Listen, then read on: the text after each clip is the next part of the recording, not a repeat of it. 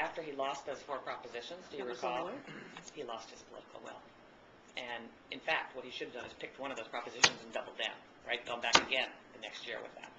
But that takes a lot of political guts because, you look out in the Capitol steps and the unions are picketing and everyone's jumping up and down. So. Now, you mentioned Governor Schwarzenegger a couple of times.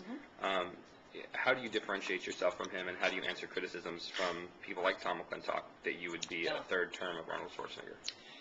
So it's interesting. When I'm out on the stump, no one ever asked me that question.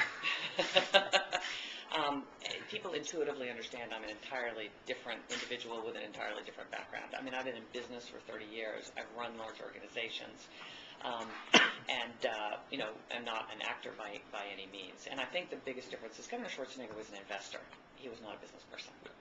And so that experience of having created jobs, met a payroll, been on the receiving end of regulation, I think sets me apart from actually all the individuals in this race for the most part. And I think the other place that I am very different from Arnold Schwarzenegger is I am truly a fiscal conservative. I mean, I never would have, I would have vetoed that tax increase. I would have not let that $12.5 billion tax increase go through. And I would have tackled the fiscal problem. The other thing that we need to get moving in Sacramento is this inability to tackle things with any kind of lead time. Okay, so today we are going to face a $6 billion budget shortfall by June 30th.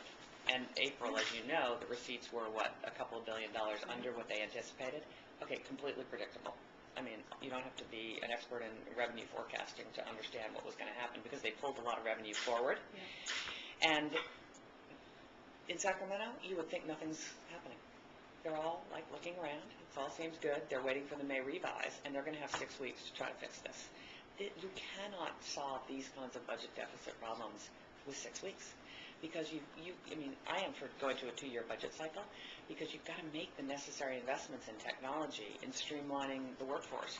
If you're, going to minimize the layoffs, you have to use attrition. So you can't fix these kinds of problems like this.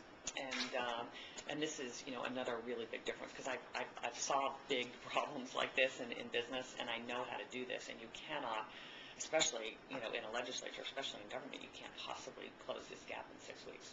Maybe. Go ahead. Excuse me, Ms. Whitman. I apologize for being late. That's okay.